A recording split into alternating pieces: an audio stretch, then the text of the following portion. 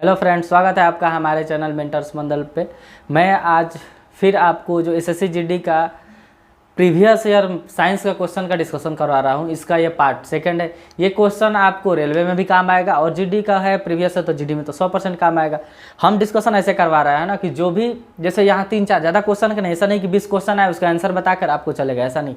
अगर हम 4-5 क्वेश्चन लिख रहे हैं तो 5 क्वेश्चन से वो 5 टॉपिक को क्या करते हैं, समाप्त करते हैं। मतलब उस 5 टॉपिक से आगे जितने भी आने वाले क्वेश्चन रिलेटेड सबको हम क्या करेंगे, इसमें डिस्कशन करा रहे हैं। यानी आगे और ऐसे रिलेटेड क्वेश्चन आएगा ही तो आप 100% उस क्वेश्चन को क्या कर सकते हैं, कर सकते हैं। तो चलिए स्टार्ट करते हैं इसी अच्छी बात से। फर्स्ट क्वेश्चन आप देख रहे हैं कि क्या है। फर्स्ट क्वेश्चन है कि नमक का रासायनिक नाम क्या है। नमक का रासायनिक नाम पूछा है। तो ये तो सिंपल क्वेश्चन है कि नमक का रासायनिक नाम क्या है। तो आप जानते होंगे सोडियम क्लोराइड। क्या है मेरे दोस्त? सोडियम क्लोराइड है। यानी इसको हम सोडियम क्लोराइड को लिखना चाहें तो कैसे लिख सकते हैं? NaCl। क्या लिख सकते हैं? NaCl यानी सोडियम क्लोराइड। अब एक बात देखिए, नमक मिलता कैसे? ऐसे भी फिलहाल मतलब आगे ऐसे पूछ देता, आपको याद रखना है ना। देखिए क्या, जो एसिड होता है ना, अगर आप एसिड का रिएक्शन किसी भी बेस से करवाते हैं तो क्या मिलता है? Salt plus water. Salt plus क्या मिलता है? वाटर। यानी एसिड, अगर देखिए ये नमक कैसे आया होगा, तो मान लीजिए HCl का अगर आप रिएक्शन करवा रहे हैं बेस NaOH से। NaOH क्या है? एक देखिए HCl यानी हाइड्रोक्लोरिक एसिड। जैसे यहाँ लिखा है hydrochloric acid, hydrogen chloride, hydrochloric acid को कहते हैं, हाइड्रोजन क्लोराइड लिखा है। NaOH ये एक बेस है, सोडियम हाइड्रोक्साइड। इसका आप रिएक्शन कराते हैं ना तो क्या मिलता है? NaCl मिलेगा। क्यों बनता है क्यों नहीं, ये एसिड बेस सॉल्ट में हम देखेंगे डिटेल के साथ। और H2O गैस मिलता है। ठीक, अब ये सोडियम क्लोराइड से रिलेटेड देखिए और क्या क्वेश्चन पूछ सकता है। पूछता है कि किसे टेबल सॉल्ट कहते हैं। तो अभी आप याद रखिएगा, ये सोडियम जो क्लोराइड है ना, इसको हम एक और नाम से बोल सकते हैं। क्या नाम है उसका? Table salt. क्या बोल सकते हैं? Table salt. समझिए, टेबल सॉल्ट बोल सकते हैं। सेकेंड, अब इस ऑप्शन को हम थोड़ा थोड़ा बता दें कि ये लिखा है सोडियम कार्बोनेट। देखिए सोडियम कार्बोनेट का आपसे फॉर्मूला पूछे तो आपको क्या याद रखना है? Na2CO3। Na2CO3। अगर ये केस किसका फॉर्मूला है? सोडियम कार्बोनेट का। अगर इसमें आप इंटू 10H2O का लिख देते हैं ना तो पता है ये किसका फॉर्मूला हो जाता है? इसको हम कहते हैं, कभी कभी 10H2O देगा भी, कभी कभी नहीं भी देगा। तो अगर Na2CO3.10H2O है ना तो इसको कहते हैं हम धोने वाला सोडा। आप सुने होंगे कपड़ा धोने वाला सोडा। ठीक है, किसको? Na2CO3.10H2O। अब ये हाइड्रोजन क्लोराइड, इसी को HCl कहते हैं। HCl क्या कहेंगे? HCl। HCl आपको पता है हमारे स्टमक यानी जो अमाशय है ना स्टमक, उससे निकलता है। यानी भोजन को क्या करता है? डाइजेस्ट करने में, उसके मोलिकुल्स को ब्रेक करने में और बैक्टीरिया को मारने में काम आता है। HCl निकलता है हमारे पेट में भी। फिर ये हाइड्रोजन, सोडियम हाइड्रोजन कार्बोनेट। देखिए इसका फॉर्मूला क्या होता है? अगर आप सोडियम हाइड्रोजन कार्बोनेट का फॉर्मूला लिखने जाइएगा तो इसका होता है NaHCO3। NaHCO3 sodium hydrogen carbonate का एक और नाम है सोडियम बाइकार्बोनेट। इसको हम एक और नाम से बोलते हैं, आप यहाँ लिख लीजिएगा, सोडियम बाइकार्बोनेट। क्या बोलते हैं?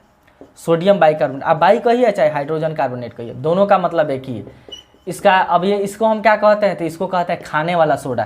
क्या कहते हैं? खाने वाला सोडा। ठीक, सोडियम कार्बोनेट को धोने वाला सोडा, सोडियम हाइड्रोजन कार्बोनेट या सोडियम बाइकार्बोनेट को खाने वाला सोडा कहते हैं।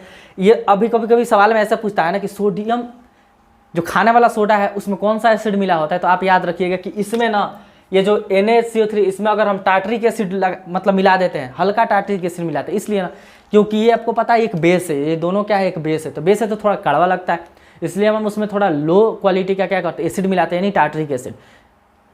जिससे जो कड़वापन है ना वो क्या हो जाता है? कम हो जाता है, बिटरनेस कम हो जाती है। तो कभी सवाल ऐसे पूछा जाता है कि जो खाने वाला सोडा है उसमें कौन सा एसिड मिलाते हैं? तो टार्ट्रिक एसिड मिलाते हैं। ठीक, याद रखिएगा। खाने वाला सोडा किसको कहते हैं? सोडियम बाइकार्बोनेट या सोडियम हाइड्रोजन कार्बोनेट। अब देखिए ये कंपाउंड है, ये कुछ ऐसे कंपाउंड है ना। कंपाउंड क्या होता है? दो एलिमेंट, दो या दो से अधिक एलिमेंट मिलकर बनते हैं, कंपाउंड बनाते हैं। तो कुछ कंपाउंड हो कि हमारे लिए बहुत ज़्यादा उपयोगी है, जैसे ये वाला है। ये 3-4 जो लिखा था हम इसको बता दी। अब इधर मुझसे रिलेटेड देखिए, आगे आने वाले एग्जाम में अब ये कंपाउंड पूछेगा। ये सब इंपॉर्टेंट कंपाउंड है और ये सब फर्दर एग्जाम में पूछा भी है। चलिए ये सबको हम बताते हैं। ठीक, ये आप लिख लिए होंगे। देखिए अब रिलेटेड कंपाउंड बता देते हैं। कैल्शियम ऑक्साइड है, तो कैल्शियम ऑक्साइड को क्या कहते हैं, पहला सूत्र लिख देता है, फॉर्मूला CaO कहते हैं, CaO। कैल्शियम ऑक्साइड का एक और नाम जो बुलाते हैं तो हम इधर लिख रहे हैं, कैल्शियम ऑक्साइड को कहते हैं बिना बुझा चूना, बिना बुझा चूना। देखिए सब कैल्शियम ऑक्साइड का नाम है, एक और नाम है इसका कली चूना, और इंग्लिश में कहते हैं क्विक लाइम। क्या कहते हैं, क्विक लाइम। ये तीनों आपको याद रखना है, तीनों पूछता है एग्जाम में कि किसको क्विक लाइम कहते हैं, किसको बिना बुझा चूना कहते हैं, और किसको कली चूना कहते हैं। तो कैल्शियम ऑक्साइड को, किसको, कैल्शियम ऑक्साइड को फॉर्मूला क्या होता है कैल्शियम ऑक्साइड का, CaO होता है, ठीक, क्विक लाइम कहते हैं। सेकेंड है आपका कैल्शियम हाइड्रोक्साइड, इसका फॉर्मूला क्या होगा मेरे दोस्तों, इसका होता है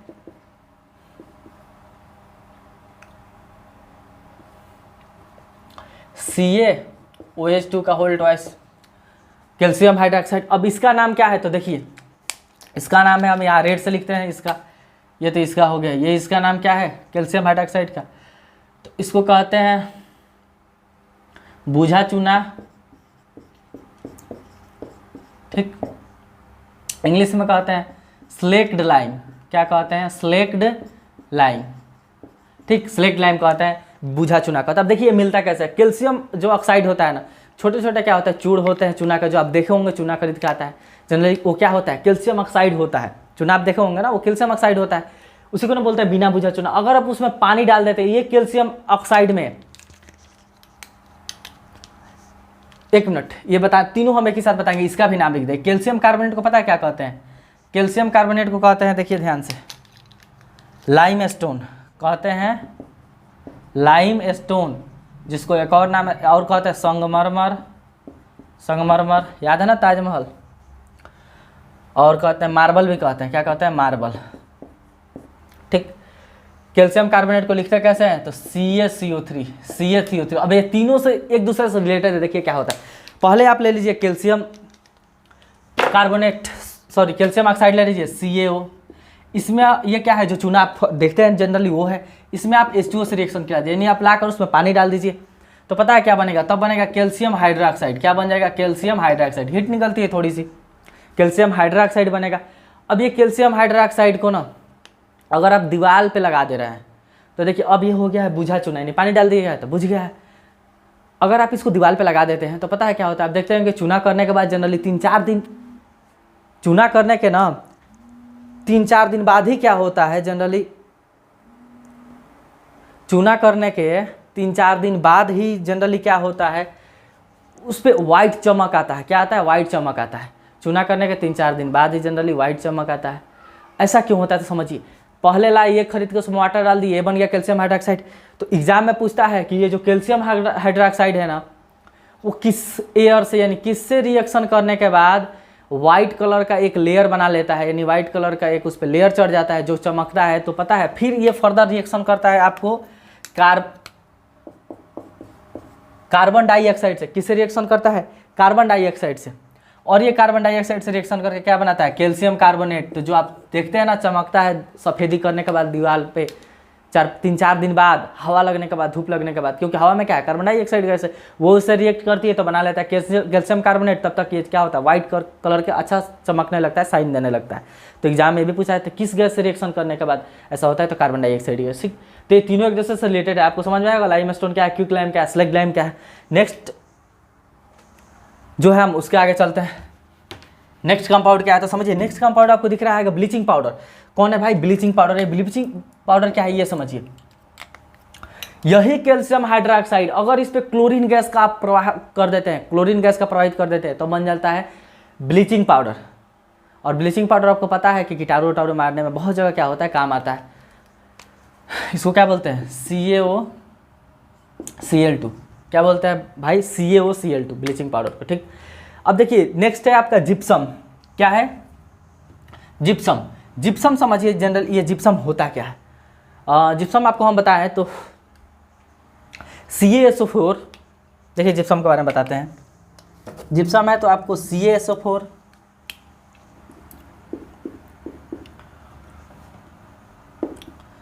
H2O को कहते हैं जिप्सम।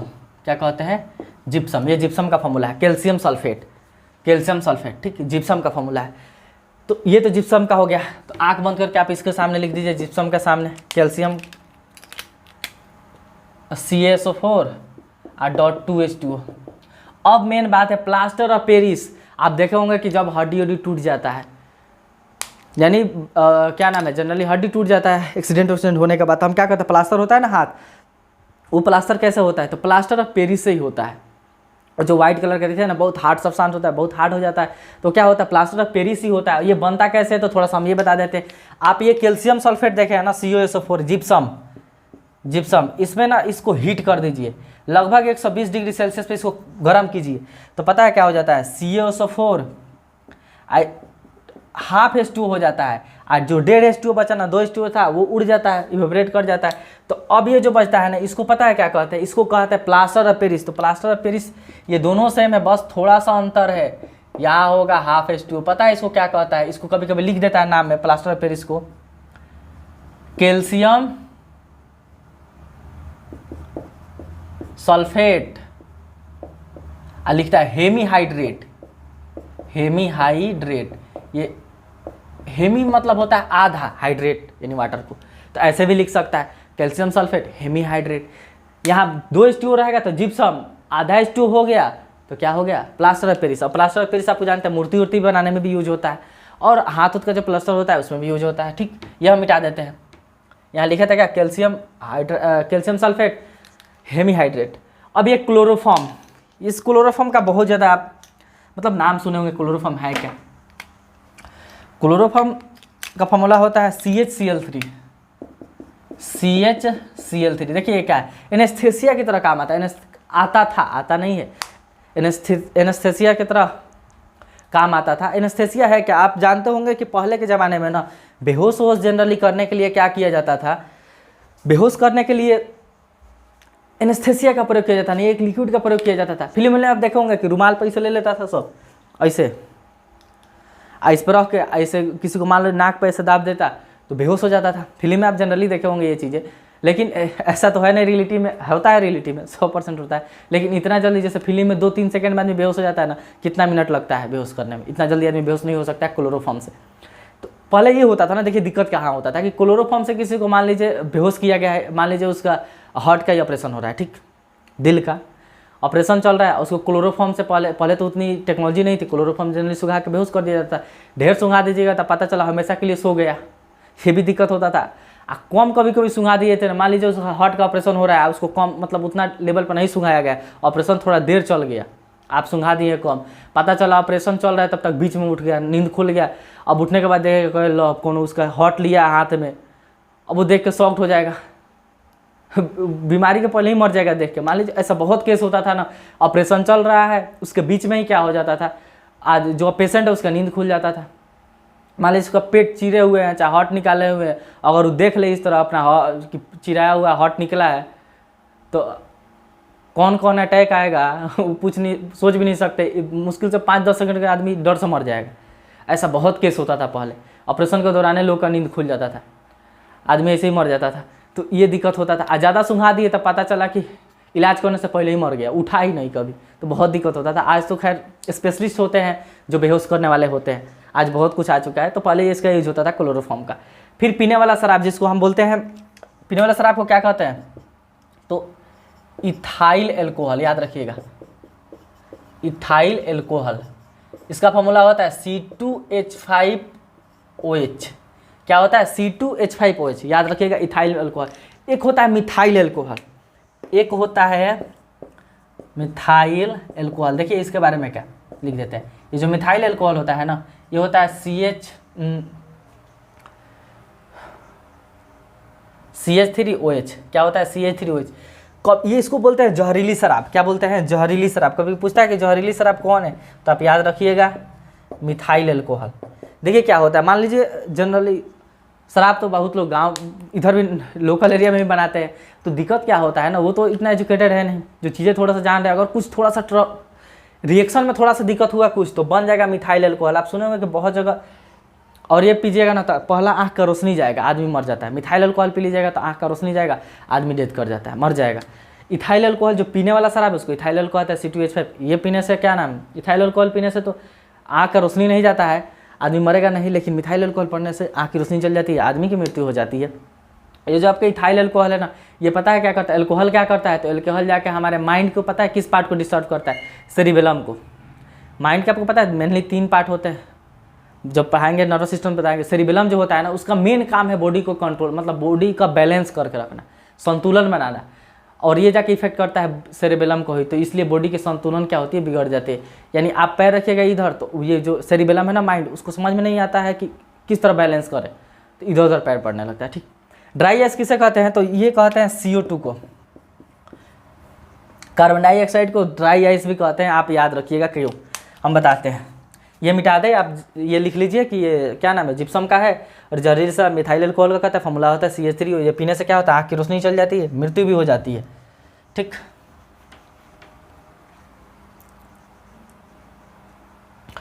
ड्राई आइस बताना है। ये ड्राई आइस क्या होता है समझिए,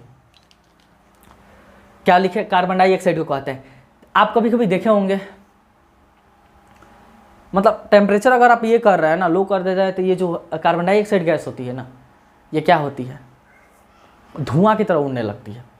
आप फिल्म में देखे होंगे कि जब किसी आदमी का स्टेज पे एंट्री होता है तो वहाँ वाइट मतलब धुआं जैसा निकलता है, वो क्या होता है, यही होता है। आइस इसलिए बोलते हैं क्योंकि मतलब वाइट तरह का निकलता है। ड्राई इसलिए बोलते हैं कि आदमी का कपड़ा भी नहीं भीगता। मान लीजिए अब कोई ऐसा चीज़ वहाँ धुआं कर दिए कि कपड़ा ही गीला हो जाए, कोई आ रहा है परफॉर्मेंस, कोई हीरो आया, कोई हीरोइन आया, कोई नेता आया स्टेज पे, तो ये सब क्या होता है कि कपड़ा भी नहीं गीला करता है और धुआं जैसा उसमें से बहुत ज़्यादा धुआं निकलता है आइस की तरह, इसलिए ड्राई आइस बोलते हैं। सूखने के बाद वैसे दिखने लगता है आइस की तरह। भारी जल किसको कहते हैं, तो देखिए जो जल होता है ना बहुत तरह का होता है। D2O इसको भारी जल कहते हैं। देखिए D2O यूज कहाँ होता है, एक होता है आपका डिस्टिल वाटर होता है, एक नॉर्मल वाटर जो मिनरल वाटर हो गया जो हम पीते हैं, मीठा स्वीट वाटर हो गया, एक आपका होता है भारी जल, और एक होता है जिसमें मैग्नीशियम और क्या जिसके क्या बोलते हैं सॉल्ट मिले होते हैं, मतलब जनरली जिसमें खाना वाना पकने में देरी होता है, साबुन वाबुन नहीं घुलता है। तो साबुन का पानी का बहुत सारा टाइप होता है। इसका मेन काम बताते हैं जो भारी जल होता है ना, आप जो सुने होंगे परमाणु बम, न्यूक्लियर रिएक्टर, यानी उसी परमाणु बम को जब न्यूक्लियर रिएक्टर में कराया जाता है ना विस्फोट, जिसे हम क्या इलेक्ट्रिसिटी प्रोड्यूस करते हैं यानी एनर्जी के लिए यूज करते हैं, तो उसमें इसका यूज होता है D2O का भारी जल। ये बनाने का अथॉरिटी सबको नहीं है, मतलब न्यूक्लियर जगह यूज हो रहा है तो इसको सब कोई नहीं बना सकता है भारी जल को। जो आपका बारकोर्क है, Bhabha atomic research centre Mumbai में, वो सब बनाते हैं लोग। लाफिंग गैस सुनिए, ये देखे होंगे कभी किसी को लग जाता है तो हंसने लगेगा, N2O कहते हैं। क्या कहते हैं इसको, N2O कहते हैं। लाफिंग गैस को N2O कहते हैं। कास्टिक सोडा किसे कहते हैं, ये तो जो NaOH है ना आपका सोडियम हाइड्रोक्साइड, उसको क्या कहता है, कास्टिक सोडा कहते हैं। अब ये समझिए कि कास्टिक सोडा इसको कहते क्यों है। जो इसको कास्टिक सोडा कहने के पीछे लॉजिक ये है ना कि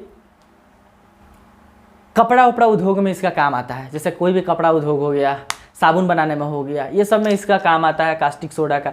और ये सॉफ्ट होता है, कैसा होता है, सॉफ्ट होता है। देखे होंगे साबुन भी सॉफ्ट होता है, ठीक। तो इसमें क्या होता है, साबुन में कपड़ा हो गया, साबुन हो गया, पेपर हो गया, वो सब में बनाने में काम आता है कास्टिक सोडा, जिसको NaOH कहते हैं। मार्स गैस किसे कहते हैं, मीथेन। तो मार्स गैस कहते हैं किसको, CH4 को। किसको, CH4 को। जो मीथेन गैस है उसको मार्स गैस कहते हैं। मीथेन इसको दलदली से निकलने वाला गैस भी कहते हैं, कीचड़ से निकलने वाला गैस भी कहते हैं, माइंस से निकलने वाला गैस भी कहते हैं, क्योंकि माइंस में यही निकलता है, ये गैस ही बहुत ज़्यादा निकलती, जहरीली होता है, आदमी मर जाता है। जो धान उनका खेत होता है ना, उसके जड़ में से कौन गैस निकलता है, मीथेन गैस भी निकलता है।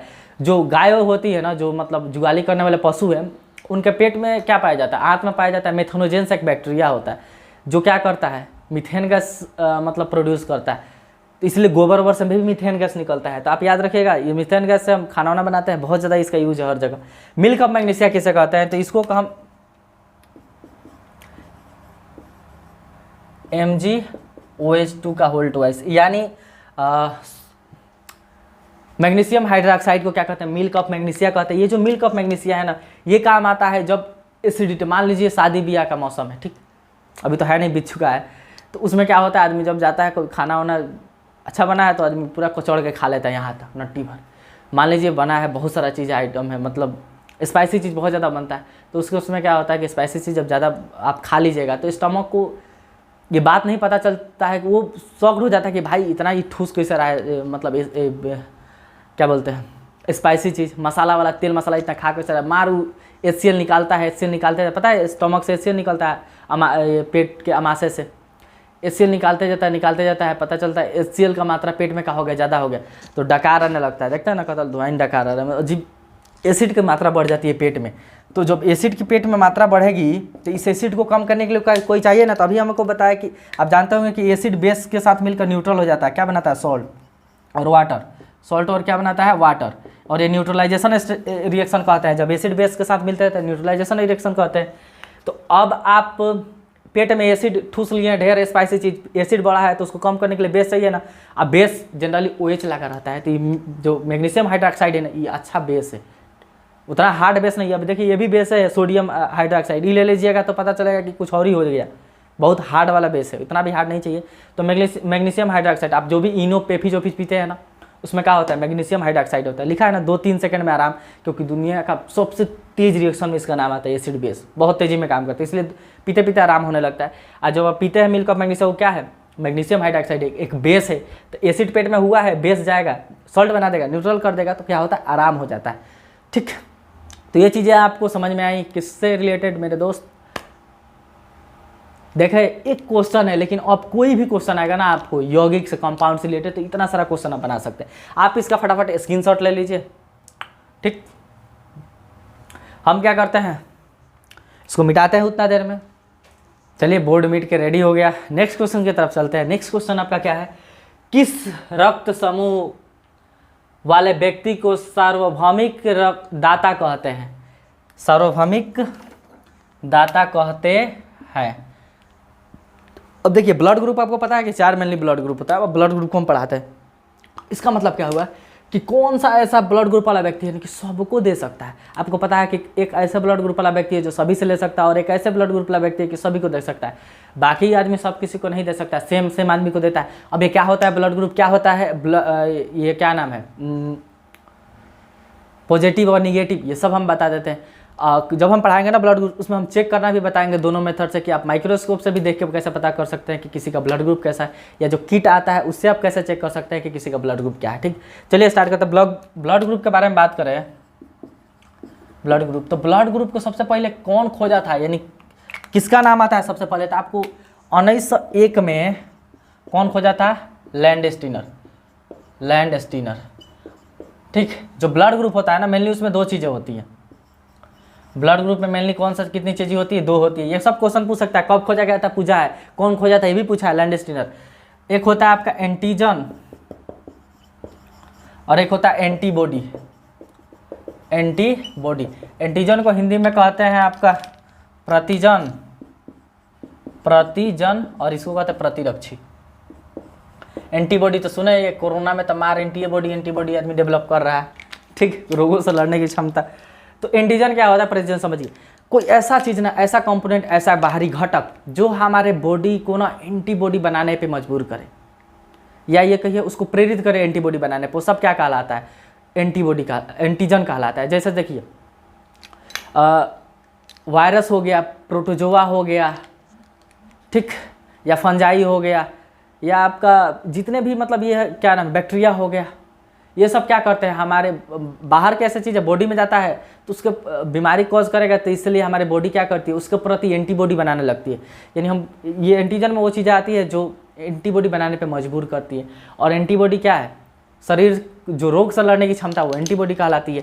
तो अब देखिए ब्लड ग्रुप में ना 2 एंटीजन होता है, 2 एंटीबॉडी होता है। बड़ा वाला के एंटीजन से दिखाते हैं बड़ा नंबर से, यानी AB, ये 2 एंटीजन है। स्मॉल से दिखाएंगे एंटीबॉडी को, स्मॉल है स्मॉल भी क्या है, एंटीबॉडी है ब्लड में। अब ये क्या है एंटीजन, क्या है एंटीबॉडी, हम ग्रुप के समझाते हैं। आपको पता है कि मेनली कितने ग्रुप होते हैं, 4 ग्रुप होता है। एक होता है A, एक होता है B, एक होता है AB, एक होता है O।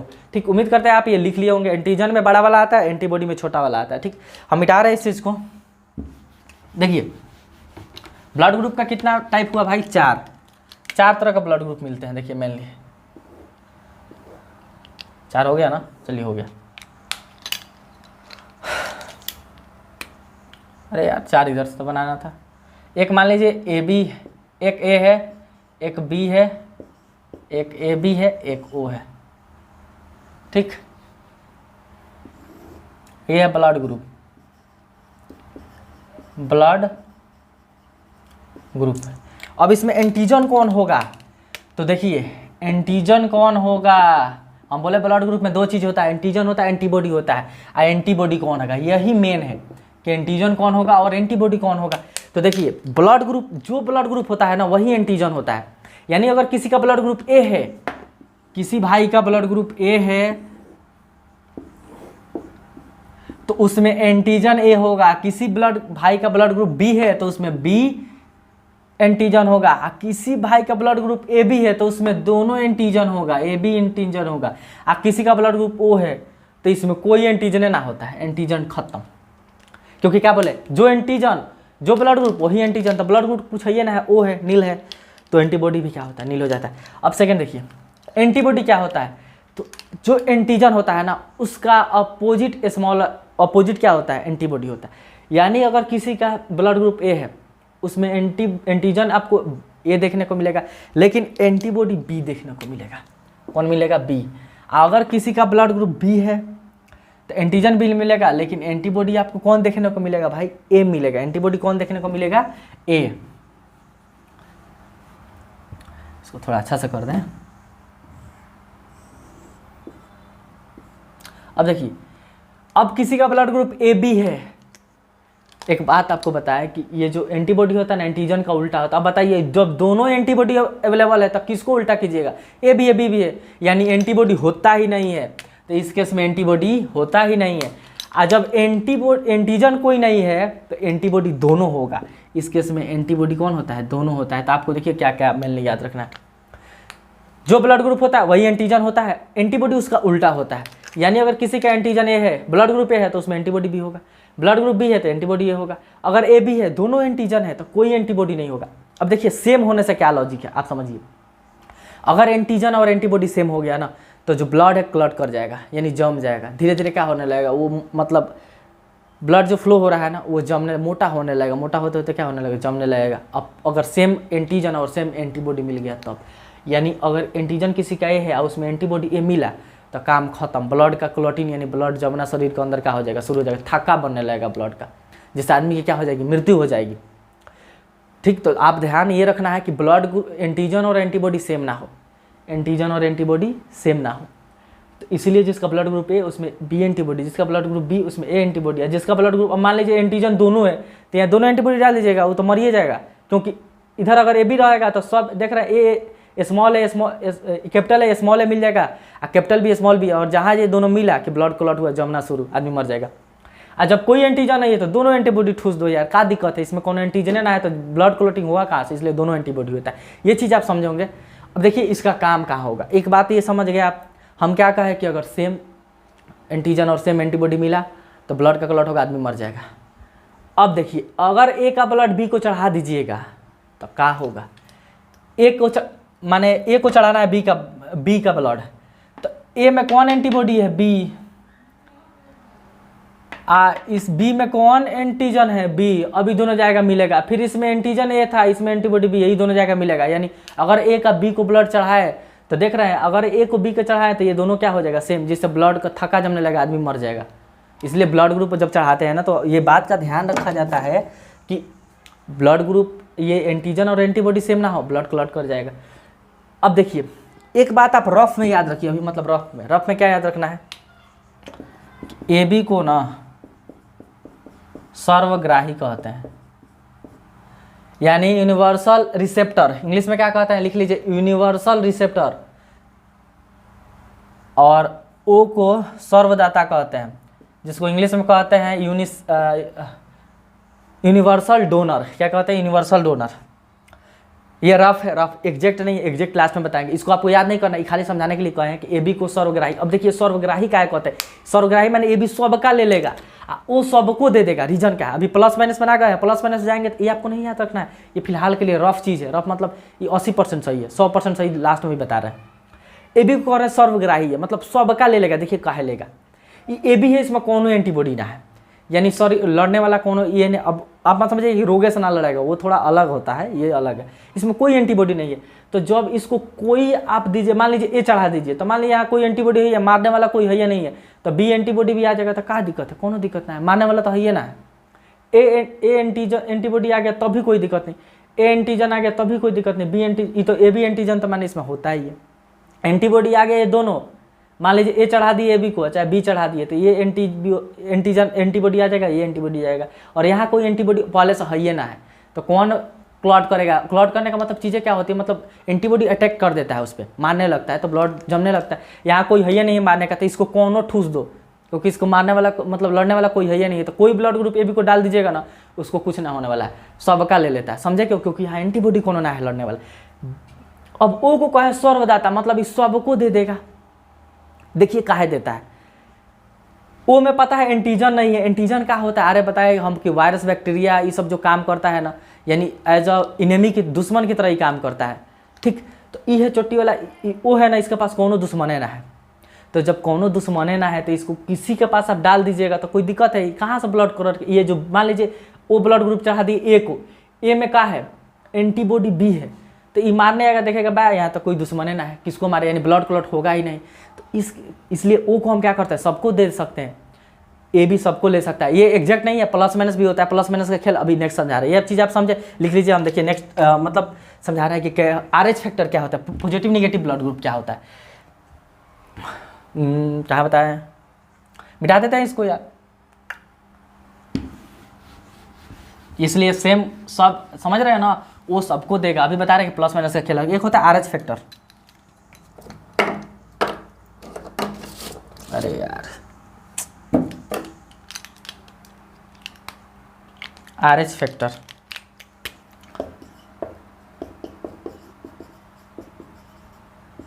तो ये जो आपका RH फैक्टर होता है ना, ये क्या होता है समझिए। देखिए ब्लड ग्रुप तो लैंडस्टीनर खोज दिए थे, लेकिन कुछ समय बाद देखा गया ना कि यार ये जो आप देखिए कभी माइक्रोस्कोप से, तो देखा गया कि उस पर एक और मतलब किसी ब्लड ग्रुप में ना देखा गया, एक खास करके रीसस बंदर में पहली बार देखा गया था। किसमें, एक बंदर का नाम था जिसका नाम था रीसस बंदर, जिसमें पहली बार ब्लड पूछता है कि किस में खोजा गया था RH फैक्टर पहली बार, तो रीसस बंदर में, इसीलिए रीसस लिखते हैं ऐसे RHESUS, इसलिए RH आ गया है रीसस से, समझ में आया ना, इसी बंदरवा का नाम पर लिख लिया गया, सोचिए बंदर का नाम पढ़ रहे हैं, इसी में देखा गया था। ऐसा देखा गया कि उस पर एक अलग टाइप का प्रोटीन होता है। कभी कभी पूछता है कि एंटीजन एंटीबॉडी क्या है, एक तरह का प्रोटीन है, आप याद रख लीजिए, एंटीजन एंटीबॉडी क्या है, एक तरह का प्रोटीन है। पूछता है कि RH फैक्टर रीसस बंदर में पहली बार देखा गया था, एक तरह का यह प्रोटीन था। RH फैक्टर कुछ नहीं, ब्लड में एक छोटा छोटा चीज़ दिखता है जिसको एक प्रोटीन बोलते हैं, उसको नाम दे दिया, बंदर पे खोजा गया इसलिए नाम दे दिया RH फैक्टर। एक स्पेशल टाइप का प्रोटीन होता है जो ब्लड ग्रुप में होता है, किसी ब्लड ग्रुप में नहीं होता है, ठीक। अब बात ये आई कि देखिए जिसमें यह होगा ना, ये प्रोटीन RH प्रोटीन, मतलब यह प्रोटीन जिसमें होगा, प्रोटीन है एक तरह का, ये प्रोटीन जिसमें होगा मतलब RH जिसमें होगा उसको क्या कहते हैं, RH पॉजिटिव। और जिसमें नहीं होगा, यानी जिसके ब्लड ग्रुप में ये प्रोटीन देखने को नहीं मिलेगा, जिसमें नहीं होगा उसको कहते हैं RH निगेटिव। क्या कहते हैं, RH निगेटिव। तो आप सुने होंगे A पॉजिटिव B पॉजिटिव, इसी की वजह से आता है। पहले तो ब्लड ग्रुप 4, अब चारों में आप पॉजिटिव निगेटिव जोड़ लीजिए तो 4 दूना कितना हो गया, 8 हो गया। ये आप चीज़ें समझे। अब पूछता है कि RH फैक्टर को खोजा कौन था, तो आप याद रखिएगा दोनों मिलकर फिक्स हुए, लैंडस्टीनर और साथ में एक और आदमी का नाम लिख लीजिए वीनर।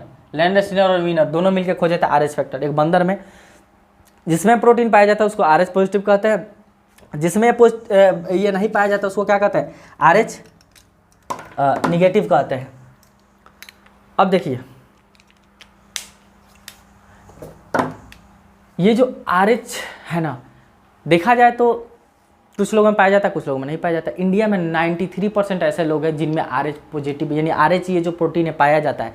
इंडिया में लगभग कितने % लोग हैं जिसमें RH पॉजिटिव होता है, RH पॉजिटिव यानी RH प्रोटीन पाया जाता है 93%। यानी 100 में आप देखिएगा ना तो 93 लोग ऐसे मिलेंगे जिनमें प्रोटीन होता है। महिलाएं ज़्यादा, मतलब नेगेटिव में सबसे ज़्यादा संख्या महिलाओं की, महिलाओं में ये प्रोटीन थोड़ा कम देखने को मिलता है, पुरुष में थोड़ा ज़्यादा देखने को मिलता है, ठीक। ओवरऑल वर्ल्ड में 85% ऐसे लोग हैं जिनका RH पॉजिटिव होता है, यानी RH पॉजिटिव वाले की संख्या बहुत ज़्यादा है। सबसे पहले इसी में देखा गया था। अब देखिए पॉजिटिव निगेटिव का खेल क्या है, अब इसमें समझाते हैं, ये चीज़ आप समझें। एक बात आपको लिखना है कि RH पॉजिटिव वाला जो होता है ना, RH पॉजिटिव वाला व्यक्ति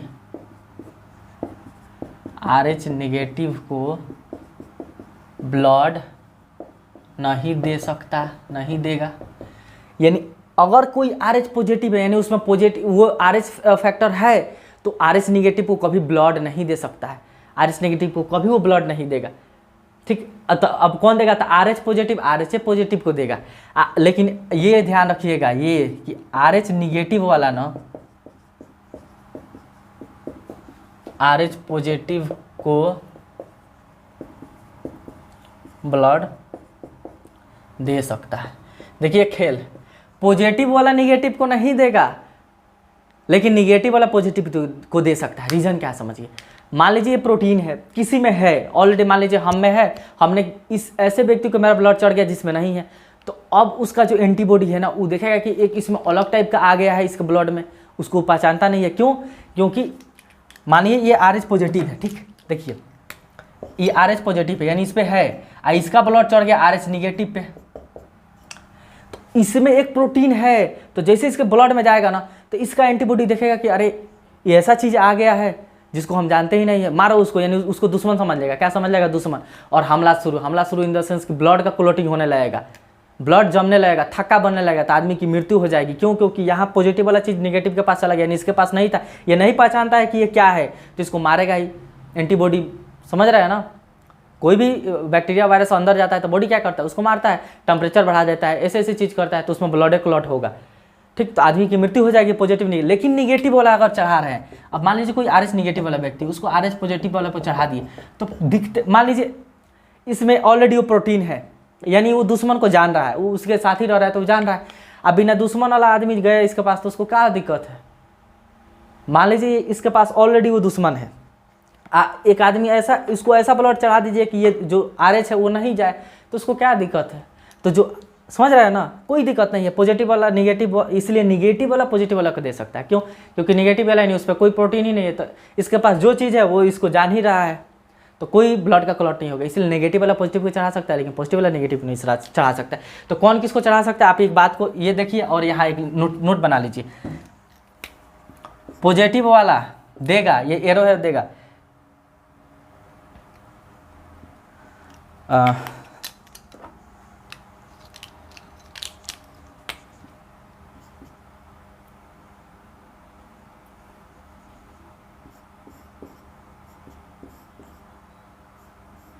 देखिए पॉजिटिव वाला पॉजिटिव को तो देगा ही यार, इसमें कौन दिक्कत है? पॉजिटिव पॉजिटिव को दे देगा, निगेटिव नेगेटिव को भी दे देगा, कोनो दिक्कत नहीं। मान लीजिए किसी के पास RH है नहीं, जिसको नहीं है उसको दे दो, कौन दिक्कत है? कोई दिक्कत नहीं है।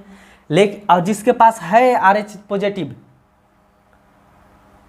जिसके पास RH, इसको नेगेटिव वाला के ऊपर लिखिए, क्योंकि सही वाला एक जगह आ जाएगा सब, ये नेगेटिव इधर पॉजिटिव।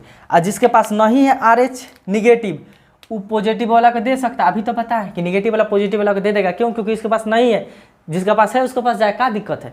लेकिन जिसके पास RH पॉजिटिव है तो ये नेगेटिव वाला को दिया, तब मामला गड़बड़ाएगा, क्योंकि ब्लड क्लॉट हो जाएगा, वो देखेगा कि ये दुश्मन आ गया। तो पॉजिटिव वाला निगेटिव वाला को नहीं दे सकता। ये बात आप ध्यान, आप गांठ बांध लीजिए, इसको रटना नहीं, हम समझा दिए दुश्मन की तरह समझ के, ठीक, कि मतलब दुश्मन है नेबी पे, पॉजिटिव पॉजिटिव को देगा, कोनो दिक्कत ना है, नेगेटिव नेगेटिव को देगा, कोनो दिक्कत ना है। नेगेटिव पॉजिटिव को दे सकता है, कोई दिक्कत नहीं है। क्यों? क्योंकि बिना दुश्मन वाला आदमी दुश्मन के घर में चल जाए, कोनो दिक्कत नहीं है। लेकिन दुश्मन वाला आदमी बिना दुश्मन के घर में जाएगा तब तो हमला होगा, ये मारने लगेगा सबके, कहाँ से आ गया इसको हम पहचानते ही नहीं है। समझ रहे हैं ना? देखिए शरीफ आदमी ना, ये नेगेटिव वाला शरीफ है, चोर चुहार के घर में चल जाएगा ना तो जो चल जाएगा, मतलब उतना दिक्कत नहीं। लेकिन चोर चुहार आदमी शरीफ के घर में ढूका तो कुटाई शुरू है। तो ये पॉजिटिव वाला ये छोटा चोर चुहार है, मतलब इस पर नेगेटिव मतलब समझिए कि एनिमी की तरह व्यवहार करेगा, ये जैसे जाएगा, ये नहीं पहचानता है तो हमला कर देगा। ये चीज़ें आप अब ध्यान रख लिए। अब आइए हम जो AB को कहते हैं यूनिवर्सल रिसेप्टर, यानी सबका ब्लड ले सकता है, O को कहते हैं कि सबको ब्लड दे सकता है, उसमें क्या लॉजिक है? देखिए वो बोले थे ना 80% सही है, एक्चुअल सही क्या है आप समझिए। जैसे AB है ना, AB पॉजिटिव है ना, ये क्या है? सर्वग्राही है। अब इसको याद रखिए, AB पॉजिटिव। अब सोचिए काहे लिखे, जिसको इंग्लिश में कहता है यूनिवर्सल, कभी कभी ये भी दे देता है यूनिवर्सल रिसेप्टर। यानी सबका ले लेगा। काहे, देखिए ए भी लेता है, क्यों देता है ये तो बता दिए थे कि ए भी सबका क्यों लेता है, इसमें तो हम शुरू में बता दिए थे। अब मामला फंसा पॉजिटिव निगेटिव पे ना, तो देखिए पॉजिटिव वाला काहे हुआ, नेगेटिव वाला काहे ना हुआ। अभी क्या कहे हैं कि जो निगेटिव वाला है ना, देखिए आ गया यार, एक मिनट में।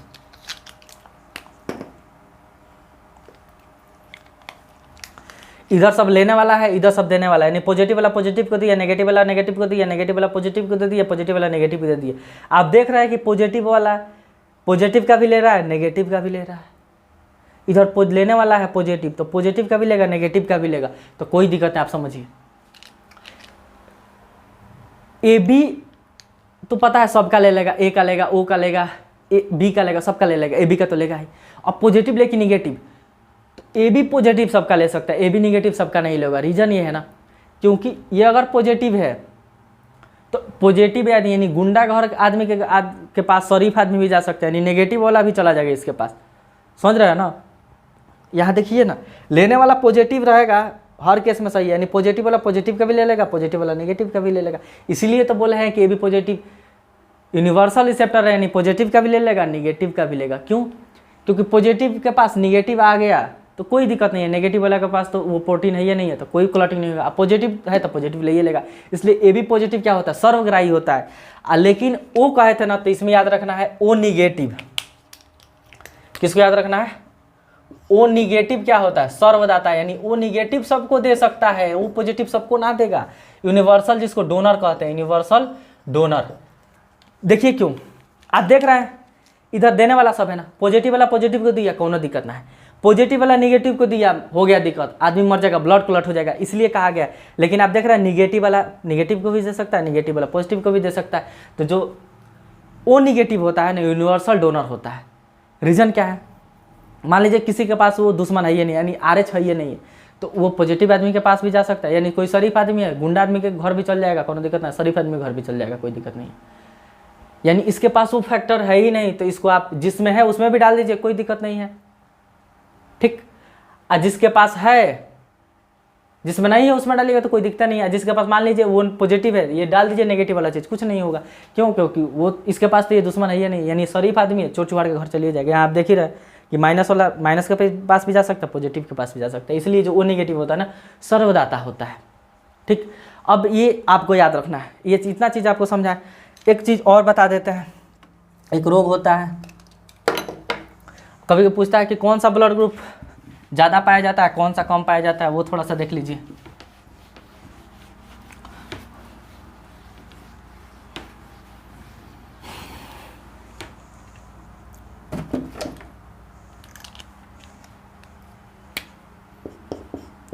जो ओ नेगेटिव है ना, यह केवल ओ नेगेटिव से ले सकता है।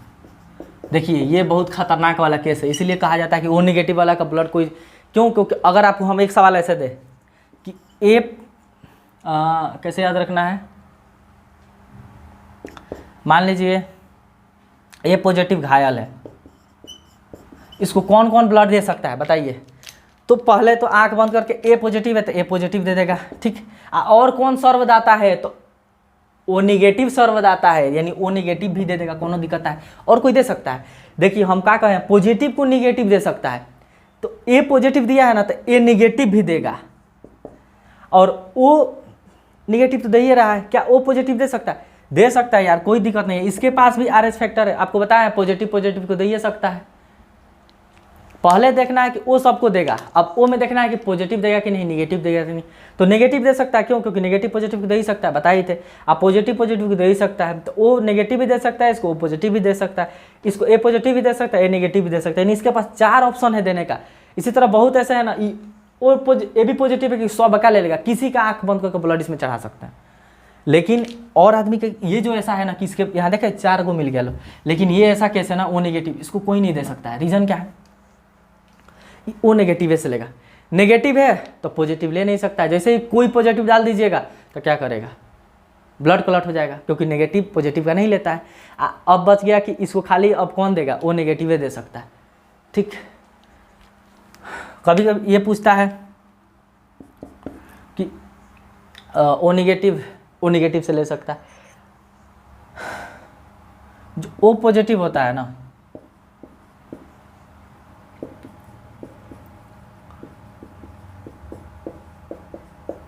जो ओ पॉजिटिव होता है ना, ये मैक्सिमम पाया जाता है। ओ पॉजिटिव क्या होता है? मैक्सिमम पाया जाता है। सबसे ज़्यादा पाया जाने वाला ब्लड ओ पॉजिटिव हो गया, और ए बी नेगेटिव हो गया ना, यह कम पाया जाता है, यानी बहुत कम लोगों में पाया जाता है ए बी नेगेटिव, ठीक। और ओ पॉजिटिव बहुत लोगों में पाया जाता है। अगर ओ नेगेटिव किसी का ब्लड है, इसलिए कहा जाता है कि उस आदमी को बच कर रहना चाहिए। क्यों? क्योंकि उसके पास एक एक ऑप्शन है ओ नेगेटिव का, बाकी कोई है तो बहुत ऑप्शन मिल जाएगा, ठीक। अब ओ पॉजिटिव है ना, इसको बहुत सारा दे सकता है। मान लीजिए कौन कौन लगेगा, इसको ओ नेगेटिव भी चल जाएगा, ओ पॉजिटिव भी चल जाएगा, 2 ऑप्शन मिल गया, लेकिन इसके केस में एक है। तो ये चीज़ें समझ में आई। एक रोग बता देते हैं आपको फटाक दे, इरिथ्रोब्लास्टोसिस। समझिए क्या है इरिथ्रोब्लास्टोसिस। आप इस बात को ले लीजिए, ए बी नेगेटिव सबसे कम पाया जाता है, ओ पॉजिटिव सबसे ज़्यादा पाया जाता है। ये क्या होता है? इरिथ्रोब्लास्टोसिस, समझ लीजिए, ये आपका काम का है। ये एक रोग है जनरली, जिसमें क्या होता है, देखिए मान लीजिए कोई मेल है, कोई फीमेल है, यानी किसी RH पॉजिटिव वाले लड़के का शादी RH नेगेटिव वाले लड़की से हो गया, किसी RH पॉजिटिव वाले लड़के का शादी किसी RH नेगेटिव वाले लड़के से हो गया, तो देखिए क्या होगा। बहुत खतरनाक केस है ये। एक बात बताइए, तो जो लड़का, अगर जो संतान है, अगर संतान, देखिए केस क्या होता है, अगर आपको पता है कि 2 ही केस बन सकता है, या तो जो लड़का पॉजिटिव होगा, जो संतान आएगा, मतलब जो छोटुआ आएगा वो पॉजिटिव होगा, ना तो नेगेटिव होगा। तो अगर वो छोटुआ, यानी अगर संतान नेगेटिव है, अब क्या ब्लड ग्रुप है इससे मतलब नहीं, नेगेटिव खाली है तो कोई दिक्कत नहीं है, यानी जो नहीं है, यानी जो उसके गर्भ में जो बच्चा है, अगर वो नेगेटिव है तब उसका जन्म मतलब हो जाएगा, कोई डर और नहीं है। नेगेटिव कितना भी है, 1 लड़का हुआ, 2 हुआ, 3 हुआ, 4 हुआ, 1 दर्जन हो गया, नेगेटिव है, हो ही सकता है 1 2 तो कोई दिक्कत नहीं है, सबका जन्म हो जाएगा नॉर्मली, कोई मरने की मतलब ये नहीं है। लेकिन अगर संतान नेगेटिव वाला में कोई दिक्कत नहीं है, अगर संतान पॉजिटिव हुआ, पॉजिटिव मतलब एड्स पॉजिटिव मत समझना, RH पॉजिटिव कह रहा है, RH पॉजिटिव हुआ, अगर संतान RH पॉजिटिव हुआ तो पता है क्या होता है, तो पहला बच्चे का जन्म हो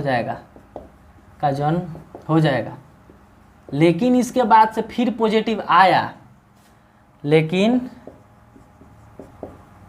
फिर अगर पॉजिटिव आया, पॉजिटिव मतलब फिर अगर किसी पॉजिटिव बच्चे का जन्म हो रहा है फिर कोई, तो फिर पॉजिटिव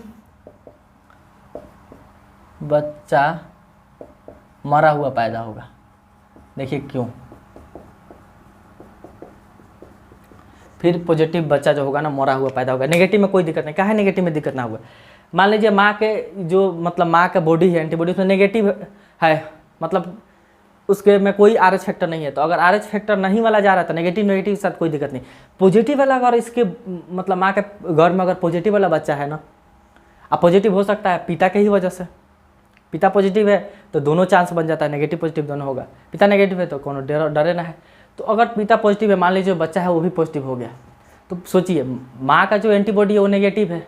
अभी आपको पता है कि पॉजिटिव अगर चला गया नेगेटिव में, मतलब जो बच्चा पल रहा है वो नेगेटिव है, वो पॉजिटिव है, बच्चा जो नेगेटिव है तब तो कौन दिक्कत ना है, जो बच्चा पल रहा है अगर वो पॉजिटिव है और माँ का एंटीबॉडी, माँ का जो शरीर है नेगेटिव है, यानी वो उसको दुश्मन समझ लेगा, वो समझेगा कि ये कहाँ से आ गया। तो आपको बताया था ब्लड का क्लोटिंग होता है, मतलब मार देता है उसको, ब्लड को जमाने लगेगा।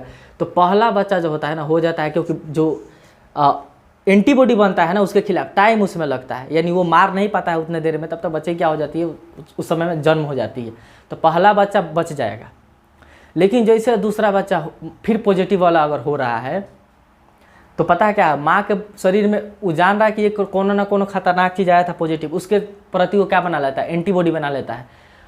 अब वो फिर पॉजिटिव वाला बच्चा आएगा ना, तो वो ऑलरेडी एंटीबॉडी यानी उसके खिलाफ सैनिक तैयार करके रखा है, तब उसको क्या करेगा, माँ के गर्भ में ही उस बच्चे जो एम्ब्रियो है ना उसको पचा देगा, मार उसको ख़त्म कर देगा। यानी कोई फिर आप चाहिए कि कोई दूसरा बच्चा हो जाए पॉजिटिव, तो कोई बच्चा नहीं होगा सब, और उसी में मर जाएगा। खुद माँ का ही जो ये है ना एंटीबॉडी मार के ख़त्म कर देगा उसको। रीज़न क्या है, क्योंकि वो बच्चा पॉजिटिव, माँ का शरीर नेगेटिव, वो उसको दुश्मन समझ रहा है। तो इससे बचने का एक ही उपाय है कि अगर आप देख रहे हैं, ध्यान रखिएगा कि अगर आप पॉजिटिव है, जो फीमेल है वो नेगेटिव है ना, तो जो लड़का जन्म लिया है, पहला लड़का का जन्म हुआ है, अगर वो पॉजिटिव हो गया, पहला लड़का का जन्म तब पॉजिटिव होगा तो पहला बच जाता है, क्योंकि पहला में एंटीबॉडी बनने में टाइम लगता है, तब तक बच्चे का जन्म हो जाता है। तो उसके जस्ट बच्चे के जन्म के जस्ट बाद एगो इंजेक्शन दिया जाता है, जो पता है मेमोरी होता है। जैसे आप एंटीबॉडी के बारे में डिटेल पढ़िएगा तो बहुत सेल है ना जो मेमोरी मतलब याद रखती है कि हाँ ऐसा वायरस है तो इसके लिए एंटीबॉडी है, उस मेमोरी को मारा जाता है इंजेक्शन देकर। फोकस करते हैं ऐसे करके, उस इंजेक्शन से मारा जाता है, तो वो मेमोरी खत्म हो जाता है। यानी माँ का जो एंटीबॉडी का मेमोरी है ना वो भूल जाता है कि ऐसा कोई आया था, फिर कोई बच्चा आएगा पॉजिटिव, फिर जन्म हो जाएगा। तो ये बहुत खतरनाक चीज़ है। ठीक, उम्मीद करते हैं आपको अब ये जो 2 टॉपिक से सवाल आएगा ना वो नहीं छूटेगा। अब फिर बच गया ये, तो देखिए ये थर्ड के लिए हम बता दे रहे हैं सबसे कठोर पदार्थ कौन है, तो आपको पता है कि हो जाएगा हीरा। कौन हो जाएगा, हीरा। अब ये सबसे कठोर पदार्थ कौन है, सबसे भारी पदार्थ तत्व कौन है, सबसे हल्का गैस कौन है, सबसे भारी गैस कौन है, सबसे हाई डेंसिटी कौन होता है, सबसे ज़्यादा रिएक्टिव कौन होता है, सबसे हल्का मेटल कौन है, सबसे भारी नॉन मेटल कौन है। ये जितनी भी चीज़ें हैं ना ये सब हम आपको एक इसमें लिस्ट दे देंगे प्लेलिस्ट का, उसका नाम है पीरियोडिक टेबल का ऑनलाइन, यानी fact about periodic table. Channel पर अपलोडेड है वीडियो, वो आप देख लीजिएगा। कंफर्म है कि एक क्वेश्चन जीडी का फंसेगा उससे। ठीक, बात है बहुकोशिकीय का जानवर का, तो इसका होता है निम्न में से कौन बहुकोशिकीय जानवर नहीं है, तो मान लीजिएगा अमीबा।